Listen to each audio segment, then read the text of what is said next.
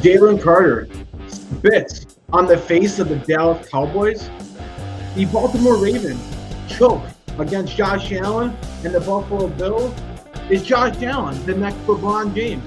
We'll be talking about that and much more. Breaking down all the big news from week 1 while also previewing all the big stuff coming up in week 2. We got a packed show for you starting right now.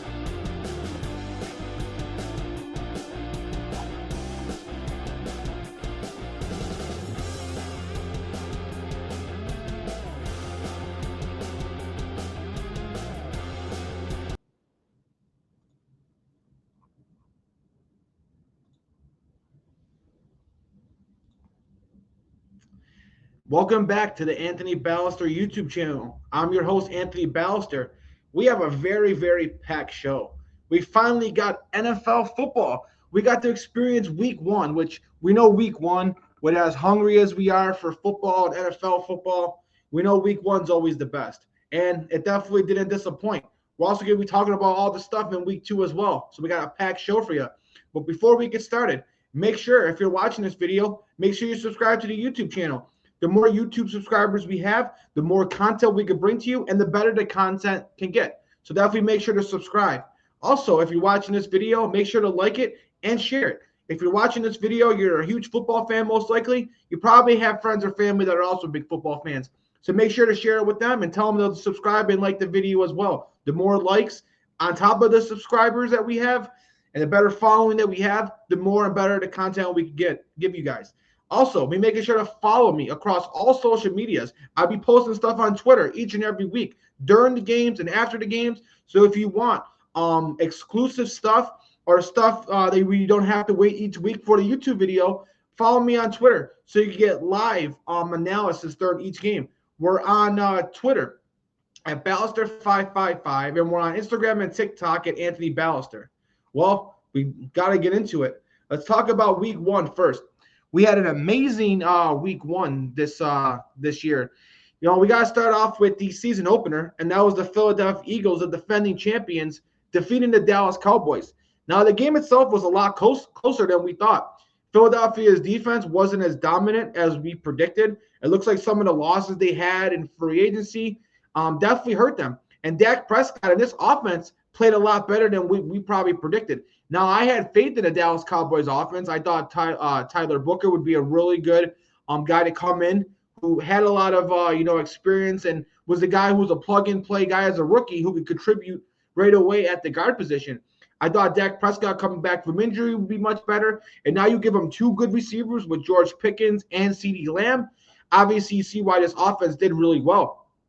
But the big news in this game, and maybe why this game was closer than what we predicted, also maybe why Philadelphia's defense struggled a little bit, that was Jalen Carter, who before even playing a snap, right after the opening kickoff, while, Dak Prescott may have been talking crap, may have started, maybe, spit on the ground right in front of where he was walking.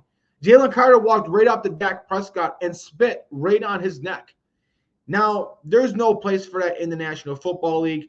That can't be acceptable. That's why he got the fine. That's why he got kicked out for the whole game. And since he didn't play a snap, while the NFL wanted to give him 1-game suspension, they pretty much considered this as his 1-game suspension because the guy didn't play a snap. So I agree with that. But there's no place in the NFL for this. I hope that, this doesn't become a reoccurring thing. And Prescott may have started it, but it still doesn't give Jalen Carter the right to spit on it, man. It shows much restraint and leadership that Prescott has for him not to retaliate. We know the guy who always retaliates in these scenarios ends up getting kicked and gets in more trouble as well. So for Prescott to keep that in check, to look at the referee and not retaliate like most people would, I mean, spitting on somebody's probably worse than giving them an open hand slap or a punch and getting knuckles right to the nose. A spit is probably the most disgusting thing you could do to another human being. And for Dak Prescott to do something that most people couldn't do and to be able to restrain himself from retaliating, I got to have respect for him. But like I said, Jalen Carter will be back. It was a huge loss because when you're talking about a team who already lost, Brandon Graham, they already lost Fletcher Cox. They lost Milton Williams to free agency and the other guys to retirement. And now you lose your best defensive player, Jalen Carter. That just compiles on itself for all these losses. I think now with Jalen Carter coming back, The Eagles went out and brought in Zadarius Smith to help out with that pass rush. I think that this is a team with, I thought Adoree Jackson, who is replacing Darius Slay at corner, played really serviceable. I think this is the defense that can get back on track.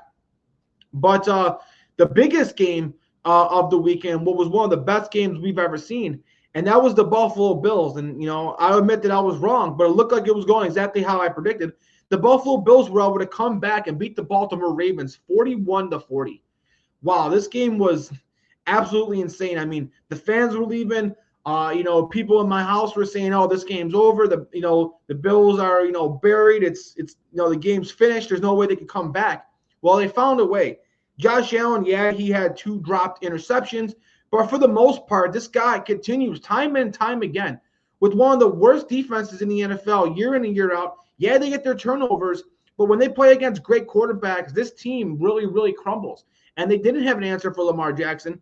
They didn't have an answer for Derrick Henry. That's why Lamar was running it all over him. That third down play where you got 2 guys right on him, he escapes it, gets the first down. Derrick Henry running, for the end zone every time he touched the ball. This team could not stop this offense. Zay Flowers going off for 100 yards as well.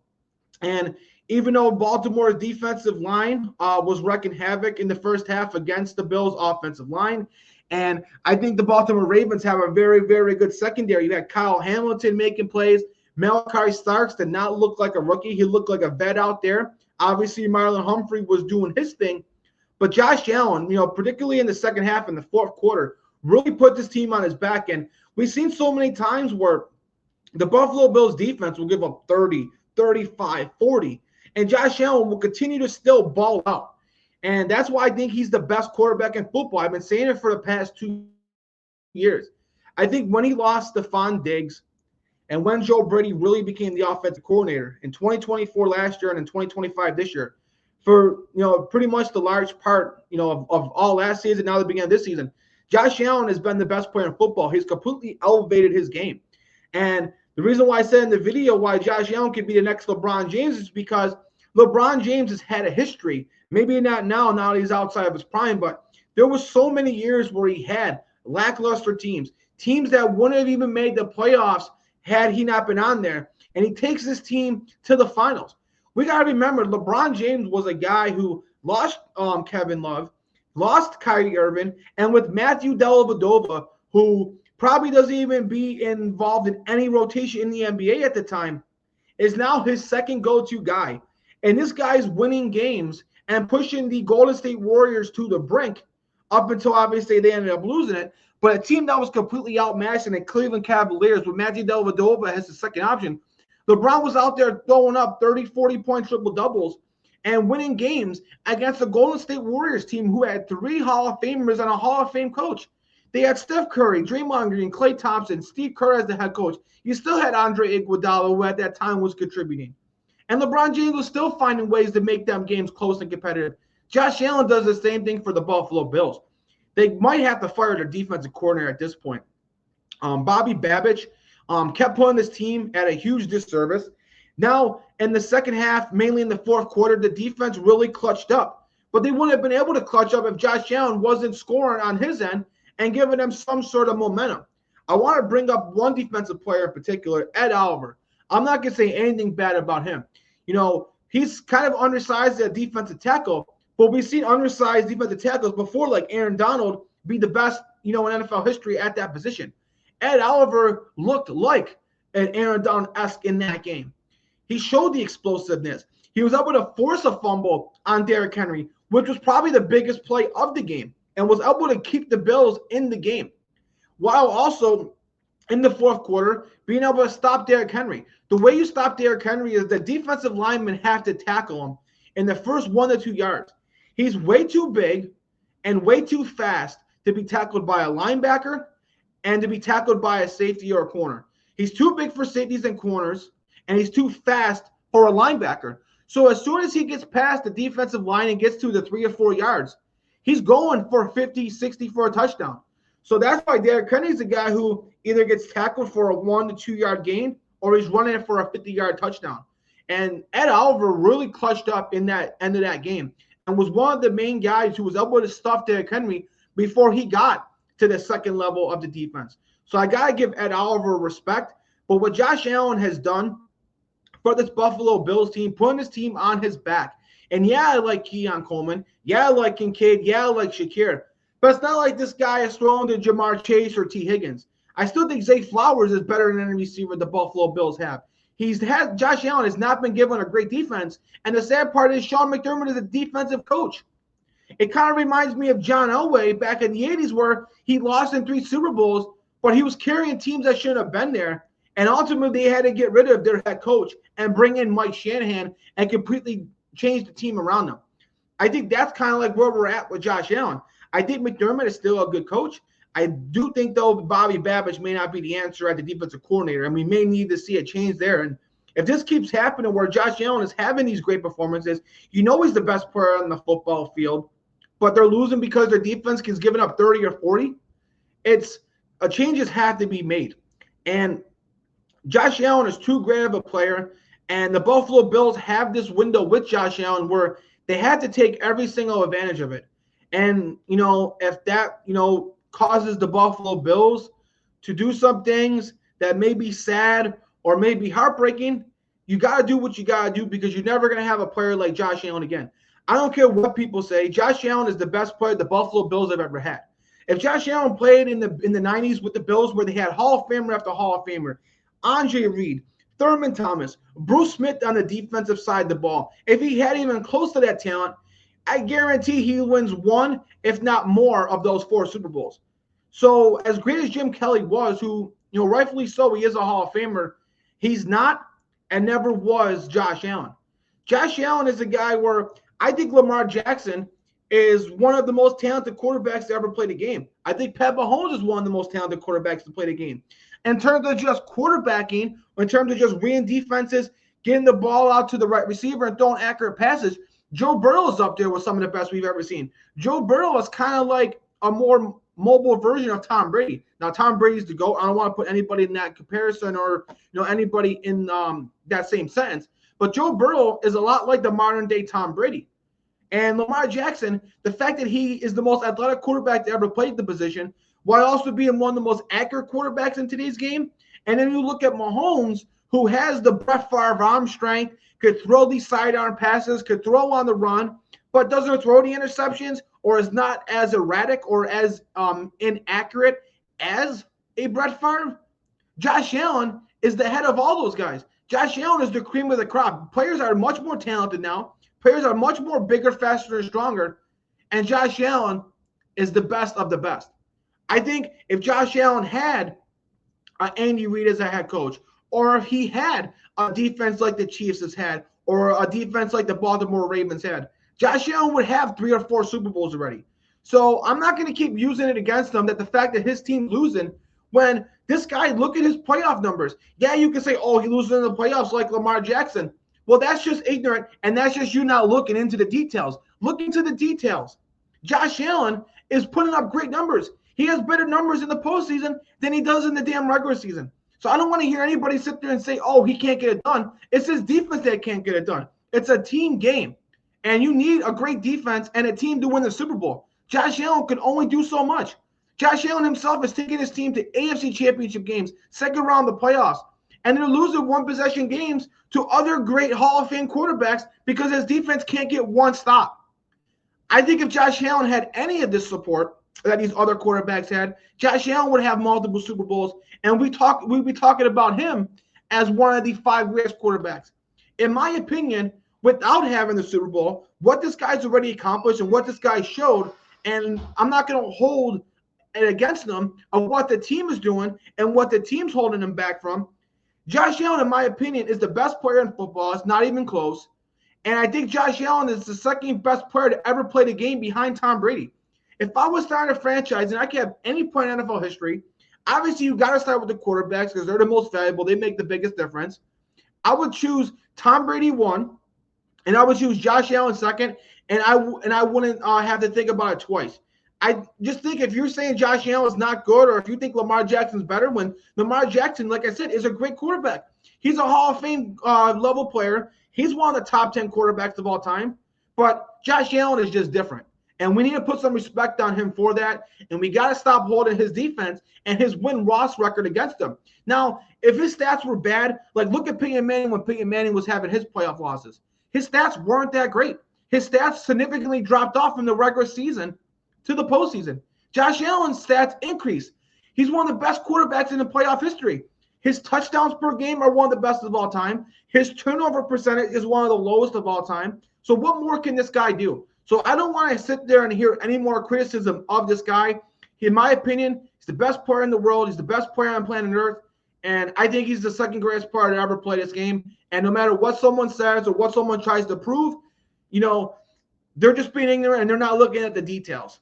But let's move on. We got to talk about some other, quickly some matchups from week 1. We had the Green Bay Packers with Micah Parsons destroying the Detroit Lions. The Detroit Lions defense still showed some of their struggles from last year. Aiden Hutchinson is still not near 100%. And their offense couldn't get anything done. Their offense is predicated on Gibbs and David Montgomery setting up everything. They run the ball and set it up with play action. That's how you get Jared Goff, St. Brown, Jameson Williams going. And the Packers not only were able to stop them in the passing game, they stopped their running game completely. I think Gibbs and Montgomery are both held under 50 yards. And if not, it wasn't much more than that. So they completely took the running game out of it. Even when they tried to pass, they took Jared Goff out of it. Micah Parsons got a sack as well, and he just opens it up for everything. He's taking the double teams. Everybody else, like LaShawn Gary and others, are getting the single, blockage. So they're able to get to the quarterback. The corners and the safeties are doing their thing. So the Packers, look like probably right now with the Philadelphia Eagles as the team that beat in the NFC. You can make an argument that they were the most impressive team. Obviously, the Bills' offense may have been the most impressive, but as a whole, when you're talking offense and defensive side of the ball, the Packers were the most impressive team in football. A lot of people are going to sit there and say, oh, the loss of Ben Johnson hurt the Lions, and it definitely did. But maybe it's a combination of Ben Johnson's loss hurt the Lions, but maybe the Packers are just that good. Well, we'll see, and that will play out throughout the season. The Kansas City Chiefs, who already have lost Rashid Rice to suspension, now lose Xavier Worthy to a shoulder injury on the first play of the game. And Justin Herbert looked poised and more confident than he ever did. He was getting to those wide receivers. Omari Hampton was able to get some plays in the passing game. Yeah, he had the fumble, but as a rookie, I thought he played pretty good. The offensive line was able to hold up even without Rashawn Slater. Joe Walt played pretty good at the left tackle position. The defense was able to make enough plays. Obviously, Pat Mahomes did everything he could. I thought Pat Mahomes had a really good game. But when you don't have many good receivers and the team is just going to double on Travis Kelce and you got other guys like Hollywood Brown having drops, that's why Pat Mahomes was running for his life. But we got to give credit to how well the Chargers played on defense. Justin Herbert looked poised. He looked like he's got a much better level of confidence. Now, we got to see what he can do in the playoffs. That's been his Achilles heel. But, man, the Chargers look really good. And the Chiefs, the most surprising thing is, we knew with the losses of the wide receiver, their offense was going to struggle, but their defense struggled. Their defense could not stop Justin Herbert's passing game. These wide receivers like Quentin Johnson, Keenan Allen, and Ladd McConkey were wide open. So that's something that was real surprising, and Steve Spagnuolo is going to have to get that fixed. The New York Jets are losing a very close game to the Pittsburgh Steelers. Aaron Rodgers was able to get the last laugh. He looked like prime Aaron Rodgers, throwing for 4 touchdowns, having almost a flawless game. The Jets defense was a complete, misfire. Their defense was a complete no-show, did not play good at all. I know they do lose some corners, but you still got Sauce Gardner, you still got Quentin Williams. I think that their pass rush had moments where they were sacking Aaron Rodgers, but when they weren't sacking Aaron Rodgers was dissecting them. So if you're talking about you got to take the good with the bad for the defense outweighed the good. I know Will McDonald had some good plays, but their pass rush could only do so much if their secondary is not able to cover. Justin Fields did everything he could. He played really well, showing very much improvement in the passing game. I thought Aaron Glenn has really established this culture, and the Jets look like a complete different team from last year. But now they got to get their defense fixed. And I know this game meant a lot to Aaron Rodgers. They're not going to have to go up against great quarterbacks like Aaron Rodgers every week. Well, maybe except for this week because they got to go up against the best one in Josh Allen. But besides the great quarterbacks, if this defense and Aaron Glenn, who the defensive coach, could get this defense firing the way it did a couple years ago, If Justin Fields is going to play like that on offense, and if the running back Breece Hall could get this going as well, that's going to be a really good combination. So we shall see if Justin Fields can keep this up. Minnesota, who looked like they couldn't get anything going on offense against the Chicago Bears. J.J. McCarthy clutched up, had a tremendous fourth quarter and second half, getting multiple touchdowns, rushing for a touchdown, and that's why he won NFC Player of the Week. And again, the questions for Caleb Williams come back. The Bears scored a touchdown the first drive. They got a defensive touchdown. But what did the offense really do after the first drive? Yeah, they got a garbage time touchdown late to make it a one-possession game. But Caleb Williams really struggled, and the offense couldn't get much going. Minnesota's defense and Chicago's defense both played well. But in the second half and the fourth quarter, McCarthy was the better quarterback. And Caleb Williams, remember, was the first overall pick in that draft class, a guy who had supreme talent.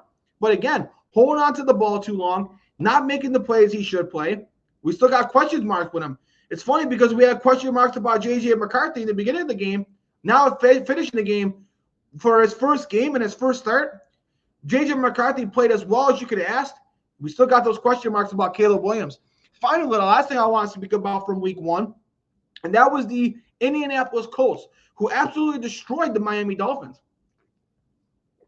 Now, we know Miami, with all the injuries they had to the cornerback position, losing another guy during the game, we knew that their passing defense may struggle, so they may have to win shootouts.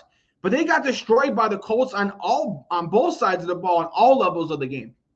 Tua, surprisingly, who's one of the most accurate quarterbacks, was very inaccurate, having multiple turnovers. Tyreek Hill couldn't get going at all. He looks like he's over the hump. He's still a good receiver, but he's not the prime Tyreek Hill. And this is why we haven't seen the 30 plus yard catches or the explosive plays from Tyreek Hill that we're accustomed to seeing. So you combine that with the defense being absolutely despicable. Miami, if their offense is going to struggle, this is going to end up being one of the worst teams in the league. I already said I thought Miami, because of their defense, would be a non-playoff team that really isn't going to compete too much. But I thought they'd still be a 7-10 win team. If this offense is going to play like this is a team that might be competing for the number one pick in the draft. So they're going to have to get the offense going. Devon Achane definitely needs to play better. The offensive line is still struggling. But now if Tua's going to struggle and Tyreek Hill's going to struggle, they're in for a long season. And with the Indianapolis Colts, who has some good defensive players, but you wouldn't consider them as an elite defense or an elite offense. But Daniel Jones, like I said, he didn't have much help besides Saquon Barkley and the Giants. Now he's got a bunch of good receivers. He's got a good running back. He's got a good offensive line. Maybe Daniel Jones is a lot better than a lot of people gave him respect for. But at the end of the day, a Daniel Jones-led offense with a defense that's not considered elite, for them to completely wipe you on off the football field and be the biggest blowout in the NFL in week one. It looks like a team where the head coach has lost the locker room, and it seems like the culture that Mike McDaniel has tried to establish is not working. It's regressed each and every year, and this may be a coach who may get fired mid-season if this continues. It looks like the players don't want to play for him, and he may have lost the locker room. And once that happens, it's hard to come back from. That's going to recap everything from week one. Let's get into a very jam-packed week two. We start off with our Thursday night football game, and that's the Washington Commanders going on the road to the very impressive Green Bay Packers. The Green Bay Packers are a 3.5-point favorite. That's not a really high point spread. I do think this is going to be one of the top games of the week. Jaden Daniels, now with Deebo Samuel and Terry McLaurin, with the young running backs that this team has, with the improvements that this team has made also on the defensive side of the ball, the improvements this team has made on the offensive line. In my opinion, this is probably two of the top three teams in the NFC. You got the Eagles, you got the Packers, and you probably got the Commanders. The Buccaneers may be in there somewhere, but I think that those are the top three teams in the NFC, and we get to see two of the top three go at each other. The Packers, like I said, were the most impressive team on offense and defense combined. On both sides of the ball, this team's got it all going. They got multiple good receivers. They got great running back in Josh Jacobs. They got the offensive line.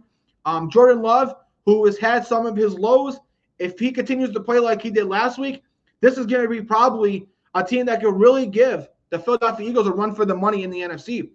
Being the home team at Lambeau Field, a very tough team, a very tough place to play.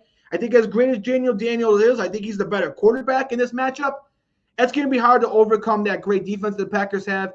And I do think with the improvements the Commanders have made on defense, I still don't think it's going to be enough to shut down Josh Jacobs, Jordan Love, Reed, Golden, Kraft, and these other players. The Packers just have so many weapons, and I'm just going to go with the Green Bay Packers to win and cover in this one. We got Trevor Lawrence going up against Joe Burrow. The Jacksonville Jaguars is on the road against the Cincinnati Bengals. The Bengals are a 3.5-point favorite. It's crazy because the Bengals did get the win in week 1, something that they're not accustomed to doing. But the offense still struggled, and they kind of won this game on defense. I guess that's a positive sign, but it's also a negative sign.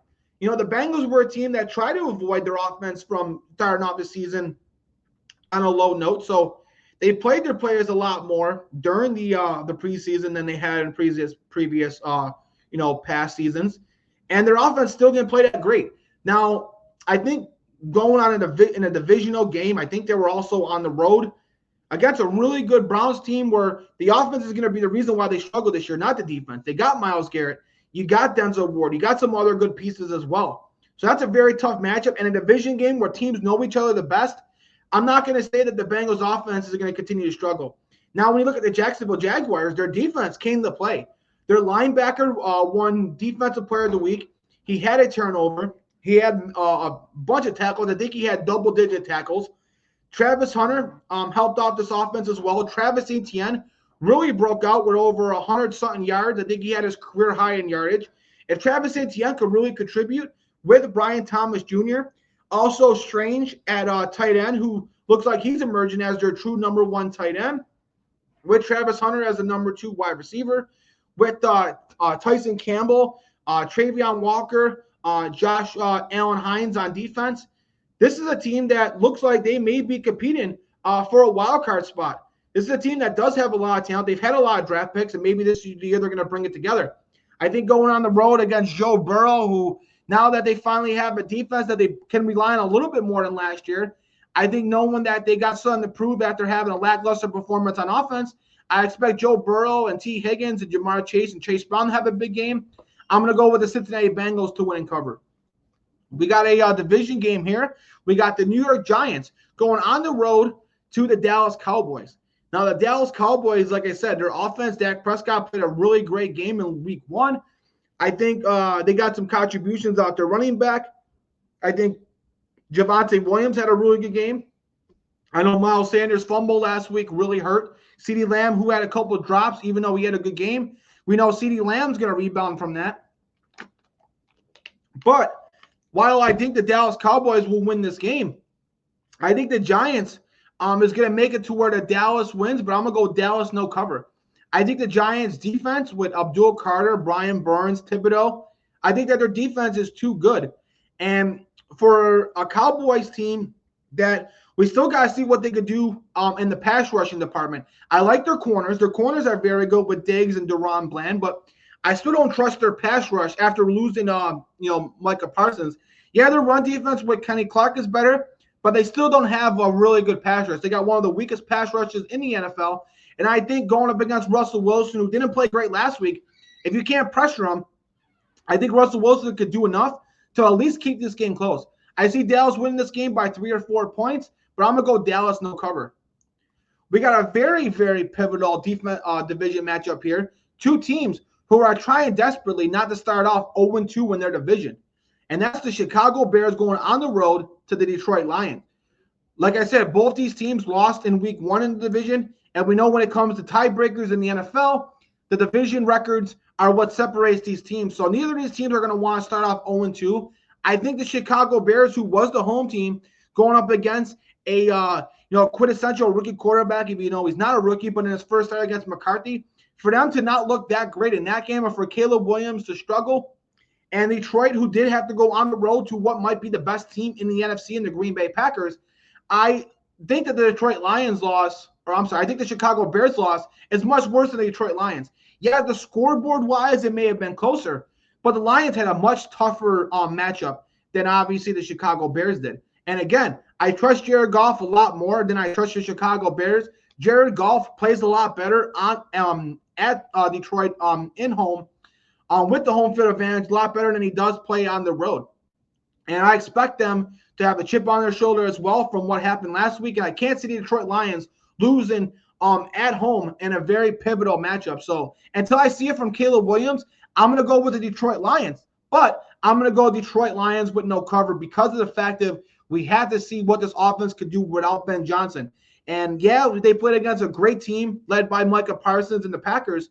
But still, we haven't seen the Lions have success yet without Ben Johnson. So because of that, I'm going to go the Lions to win, but the Lions to win by no cover, because then also something as well is we have to see what Aiden Hutchinson can do. He's not 100%, and this defense hasn't been able to get their problems fixed as well. So I think this will be a very close game that both teams desperately need, and because of that, I think it's going to be probably a field goal game. So give me the Detroit Lions to win by no cover.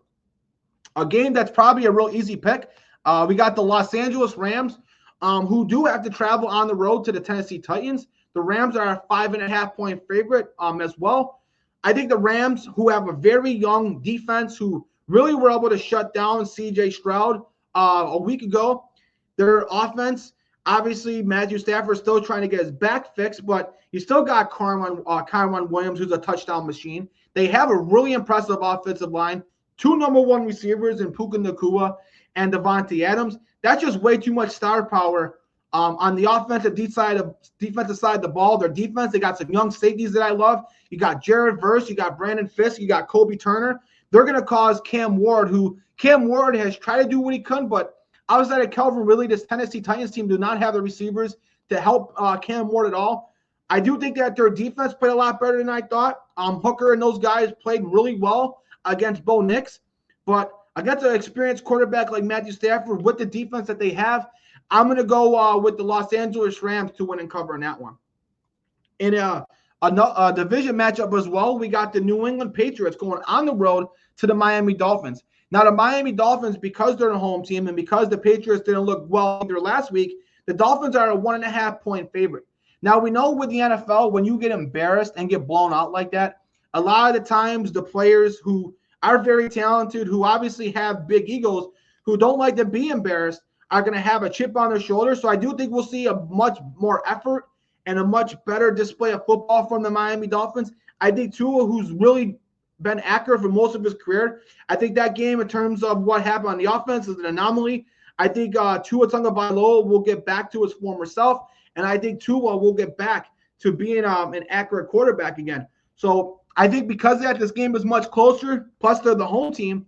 I do think the Patriots, though, on the flip side, a team that also had a bad performance against the Las Vegas Raiders, they're going to have a chip on their shoulder to get their offense going. Their defense didn't play that bad. They did give up a long touchdown. They also didn't have Christian Gonzalez. Christian Gonzalez may be back for this game, but I expect their defense, who led by also Milton Williams, who had a really good game, trying to keep this game as close as they can. I think Drake May with Stephon Diggs and Demario Douglas. I think we'll see a better game from Stevenson and Travion Henderson. I think the Patriots, while they're not the favorite, I think they're going to pull off the upset here and win the division matchup, because while I think it's close and while Miami may play better, there's no way I could pick Miami after that performance last week. So I'm going to go with the New England Patriots to win in this upset. We also got the 49ers, who are a 3.5-point favorite at the New Orleans Saints. Now, right now, we don't know what the injury report is. Jawan Jennings is dealing with injuries. McCaffrey's dealing with injuries. I do expect McCaffrey, who did play last week, I think his injury is improving. McCaffrey should play. Jawan Jennings should play. But Brock Purdy might be out. I guess he's a long shot to play in this game. But I do like the 49ers backup quarterback, Mac Jones, who may not be a guy you want to build your franchise around, but he's definitely a serviceable backup. We saw how good he played last year when Trevor Lawrence got hurt. He came in, and the offense kind of played a little bit better and scored a little bit more points. And that's when we saw Brian Thomas Jr. emerge. So I think Mac Jones is very serviceable, but going on the road against the Saints team who, yeah, we can't trust Spencer Rattler in the offense, even though Spencer Rattler did show some good plays last week. They still got Kamara. They still got Olave. It's still not an offense that you're going to trust that much, but I do trust their defense. And being, the home team, that's going to help out their defense as well. It's going to be loud in there. It's going to give the 49ers, who are completely rattled with injuries, fits. The 49ers got a very young defense that they lost a lot of players in free agency, so Spencer Rattler might be able to get plays against that defense. I'm going to go 49ers, though, to win this game. But I really could see it being a field goal or less. So, man, if the point spread was 4 or 4.5 or more, I would probably say 49ers no cover. But, man, I think that they just pull it off. I'm going to go 49ers cover, but barely. I don't feel confident in it. And if that point spread continues, if that point spread goes up anymore, I know it went from 4.5 to 3.5 while we're recording this. If it was 4.5, I would definitely say 49ers don't cover. But because of I don't trust the Saints really at all this season, I'm going to go 49ers to cover, but I wouldn't put any money on it. We got the Buffalo Bills coming off that emotional win, going on the road in a divisional matchup against the New York Jets. The Buffalo Bills are a heavy favorite in this one, 6.5. I think coming off of that emotional win where so many things had to go right in the second half for them to win. And with the Bills defense, even though Ed Oliver had a really good game, I still don't trust their defense. They still got injuries at corner. And with the way Justin Fields played and the performance he put up against a much better Pittsburgh Steelers defense than the Buffalo Bills have, I have some trust in the New York Jets offense. I think the Bills, who also struggle at stopping the run, that's not a good recipe when you're going up against the big power back in Braylon Allen, the great do-it-all running back in Breece Hall. I don't see how they're going to be able to cover, Garrett Wilson and those guys.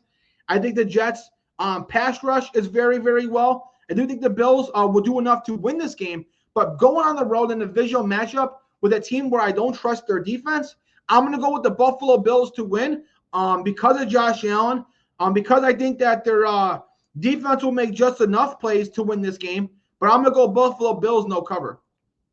We got another great matchup right here. We got the Seattle Seahawks going on the road against the Pittsburgh Steelers. The Pittsburgh Steelers are a 2.5-point favorite, and being the home team, I think Pittsburgh has a great home field advantage. When they're home, they play pretty well. Aaron Rodgers, I think, could have another great display of football. We've seen him looking like the old Aaron Rodgers. Yeah, he can't move the way he could. Yeah, he can't escape the pocket, but he's still just as smart and just as accurate as he ever been. Getting the ball to his playmakers like DK Metcalf. DK Metcalf had a really good game. The tight ends played really well. I would like to see the Steelers get more out of their running backs. They do need to get more better running stuff in the running game by guys like Caleb Johnson, by guys like Jaylen Warren. But with the Seattle Seahawks going on the road, we know Sam Darnold is a good quarterback. He's definitely not a bust, but he's a quarterback that can have his highs but also have his lows. And I think this could be a game where we saw last week where he made some good plays, but then had that fumble late. And I think going up against the Pittsburgh Steelers defense, where we know Mike Tomlin, if they had a very lackluster performance on that side of the ball, he's going to get the defense right. They obviously had some injuries in the defensive backs. Those guys should obviously be much more healthier. They did bring in Jabril Peppers to help with the Deshaun Elliott injury. I think Jalen Ramsey, who had a really good game last week, will have another good game. Seattle's got some good corners with Witherspoon and obviously Tyreek Woolen. I think they got some decent pass rushers. But going on the road against Aaron Rodgers with only 2.5-point spread, I'm going to go with the Pittsburgh Steelers to win and cover.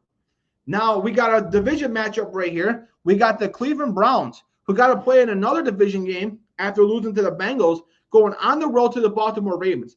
Now, I know the Baltimore Ravens are going to be very, very, upset of what happened last week. They're going to have something to prove. They're going to have a great week of practice. John Harbaugh and those guys are going to get this team ready to play and respond. But a division game being 12.5-point favorite. 12.5 points in the NFL is high. That's a college football point spread. And even if this wasn't a division matchup, I think 12.5 points is a lot to ask for. I don't care what teams are playing. These are National Football League players. This is a team that's got guys like Myles Garrett, got guys like Denzel Ward. This is a team that has an experienced quarterback like Joe Flacco. And Joe Flacco wasn't the reason they lost. Yeah, he had 2 turnovers, but both the turnovers were interceptions off of passes that hit the wide receivers in their hands. They got to come up with that. I think Jerry Jeudy's going to be upset about that. I don't think he'll have the same drops as well. I don't think they'll have the same turnovers. Obviously, I don't think the Cleveland Browns are going to beat the Baltimore Ravens. Talent-wise, they can't get beat. You got Lamar Jackson, the second or third best quarterback in football. You got Zay Flowers, Derrick Henry. Derrick Henry's going to have a great game. He had a great game last week, but then had the fumble. But you know the way Derrick Henry is and the competitor he is. he's only going to be thinking about that fumble. He's not going to be thinking about the 100-something yards he had in the touchdowns. He's going to be trying to rebound and respond from that fumble. We know the defense that collapsed in the second half, they're not going to want to collapse again on national television where everybody said they collapsed. They're going to have something to prove. So I do think the Baltimore Ravens, being the home team, should win this game. I think that they win it by double digits. They probably win this game by a touchdown, a field goal. But 12.5 points in a divisional game is a lot to ask for. So, and I know the Browns, who don't want to start off 0-2 in the division, Baltimore Ravens, yeah, they lost, but it was an AFC game. It wasn't an AFC North game. So they're still 0-0 in the division, where the Browns are already 0-1 and behind the 8 ball in the AFC North. So I'm going to go with the Baltimore Ravens to win, but I'm going to go no cover. If this was 10-10.5, I would go Baltimore Ravens to cover, but 12.5 in the National Football League, I don't care if it's the best team against the worst team in the NFL. I just can't take that. I may be wrong, but I would never take a point spread that high in the National Football League. So give me Ravens no cover. Now we got what is not a primetime game, but definitely the game of the weekend, probably one of the games of the year. We have the Super Bowl rematch of the Super Bowl matchup that we had 2 of the last 3 Super Bowls. We got the Philadelphia Eagles, who are a 1.5 point favorite going on the road to the Kansas City Chiefs.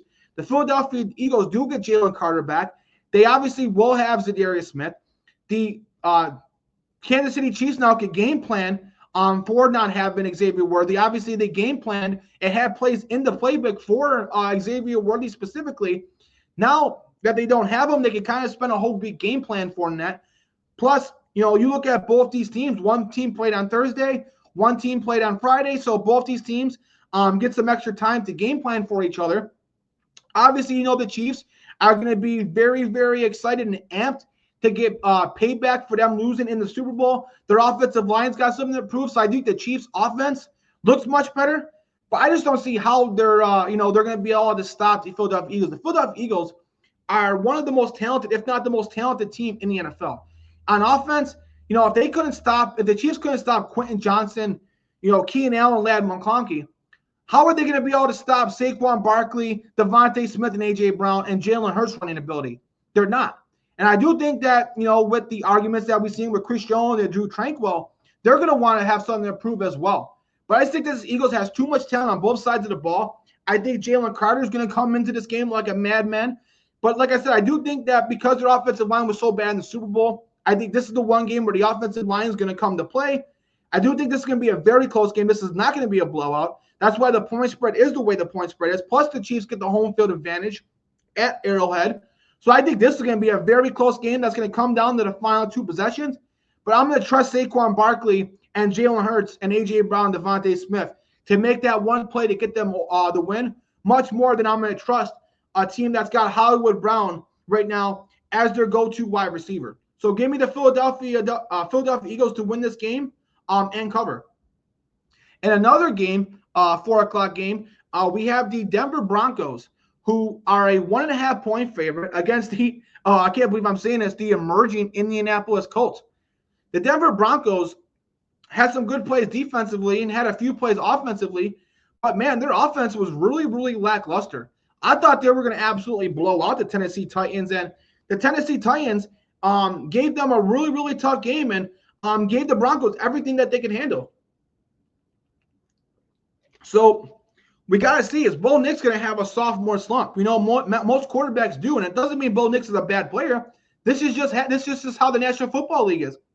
These are the smartest coaches, the best players in the world. They have an entire year of game film to know what you like to do, what your strengths and your weaknesses are, and they can spend a whole offseason trying to exploit that. And that's why we see so many players have a great rookie year, kind of have a subpar sophomore season, and then come back that third year, and that's when they hit their prime. We may be seeing that with Bo Nix. I thought with Sean Payton at coach, with the players they brought in at the running back position, with Dobbins and Harvey, with the offensive receivers that this team has, that would negate some of that. Plus, you're being coached by one of the best offensive minds in the NFL in Sean Payton. And they didn't look that good week 1 against the Tennessee Titans team who, yeah, they got some good defensive players. You got Jeffrey Simmons. You got T'Vondre Sweat. Their defensive line is one of the biggest in the NFL. You got Hooker in the back end. You got some other good secondary players as well. But it's not a defense that we think is elite.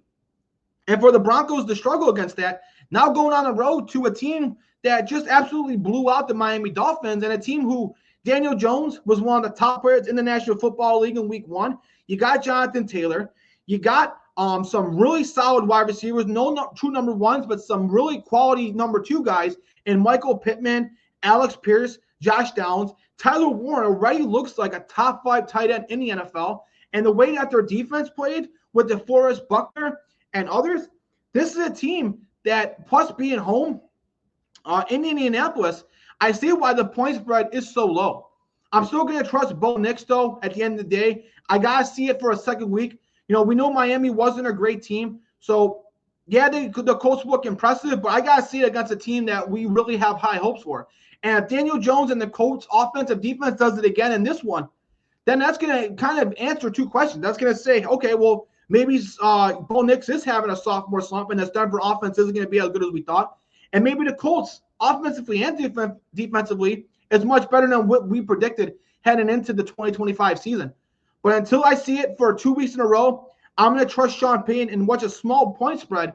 I'm going to trust Bo Nix and the Denver Broncos, which they still do have a great defense with Nick Bonito and Zach Allen and Pat Surtain. I'm going to trust the Broncos to be all the rebound, and I think that I'm going to play the high-low effect with the Colts, where everything went their way last week.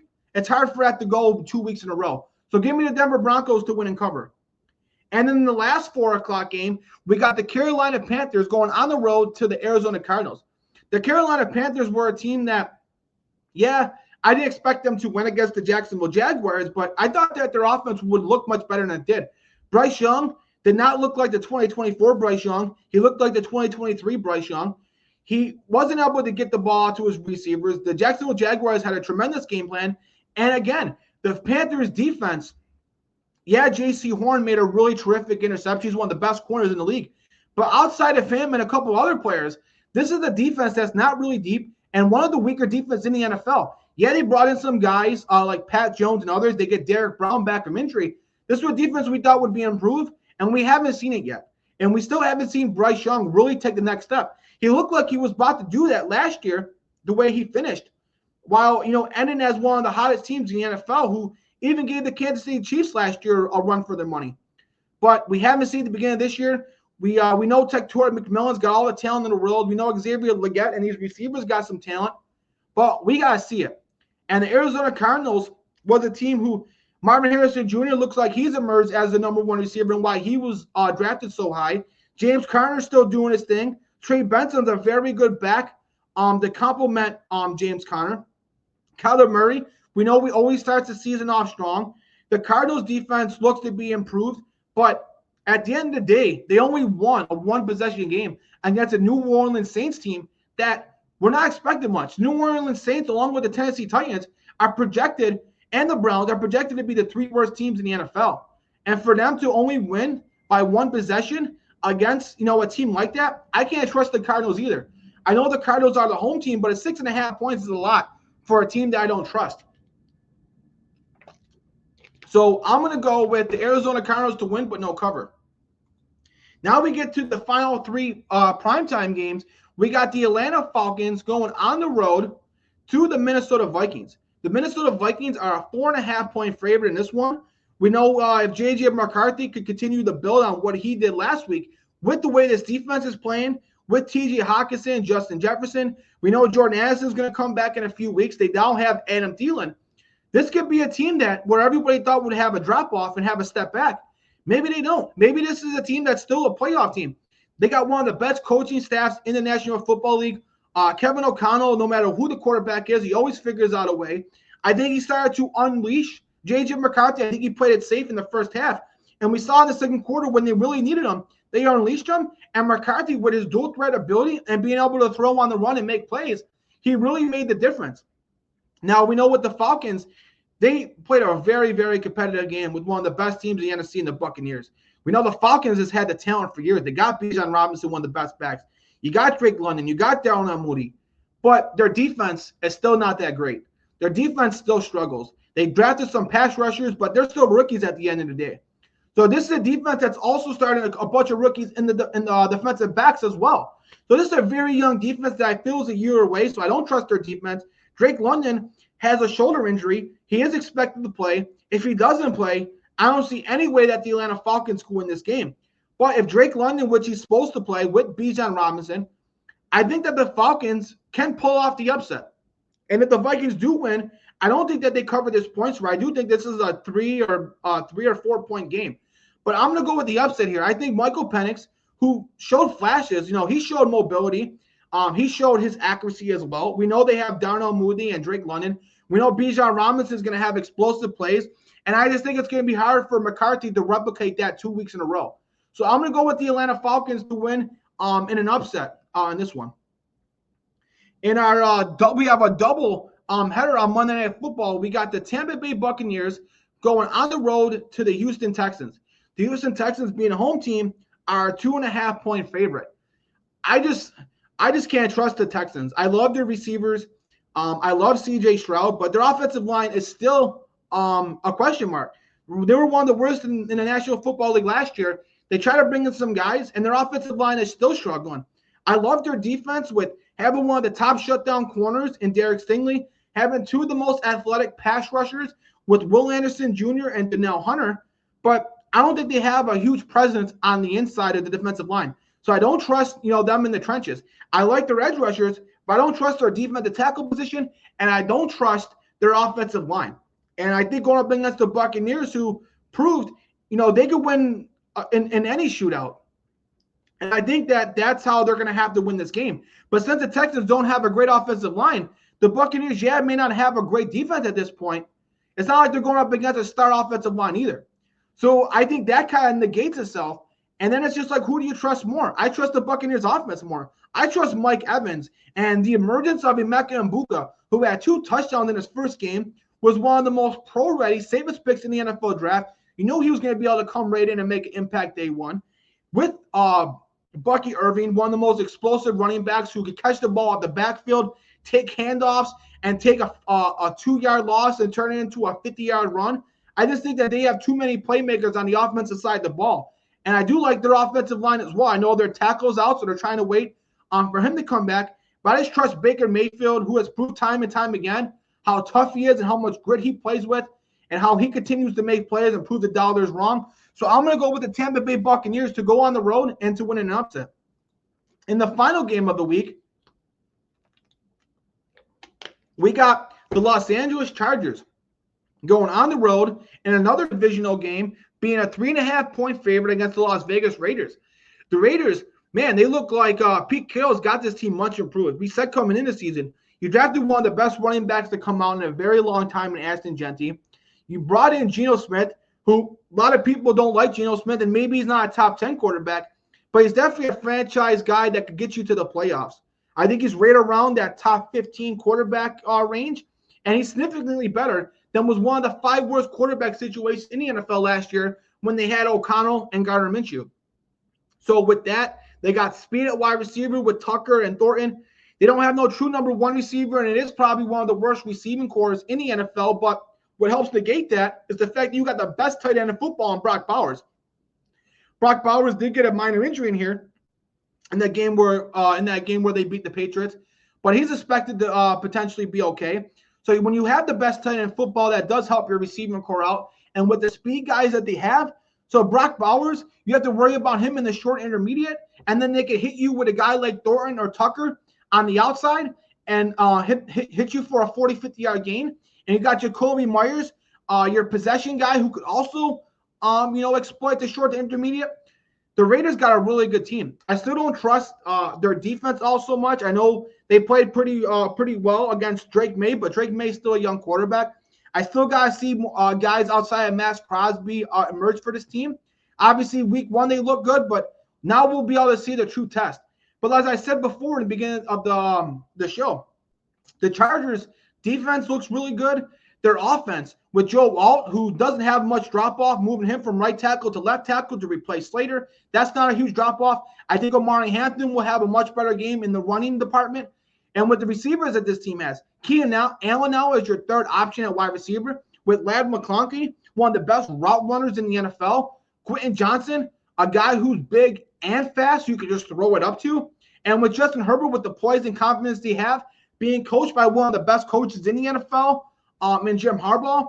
I know they're going on the road in the division matchup. Going on the road and playing a division foe is very, very tough. But it's only a 3.5 point spread. So I think with what the Chargers showed me against the Chiefs, I'm going to trust that more than what the Raiders showed me. While they're both impressive, but I'm going to trust that more than what the Raiders showed me against the New England Patriots. So give me the Los Angeles Chargers to win and cover. That's going to do it for all the matchups here. Like I said, we have a tremendous week coming up, so you definitely don't want to miss it. Make sure you stay tuned for next week. We'll be recapping all the big games and all the big things that happened over this weekend.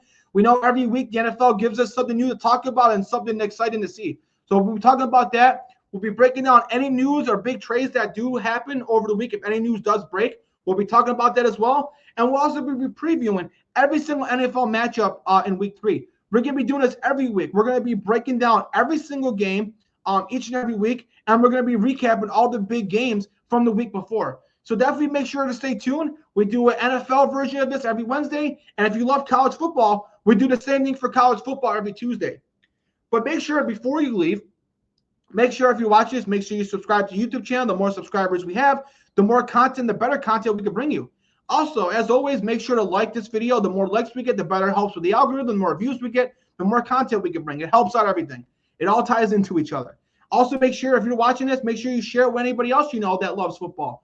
We had a tremendous show this week, and like I said, we're going to have tremendous shows as the season goes on. So this was a great show this week. Again, I'm Anthony Balester. Enjoy football this weekend. We'll catch you guys next week.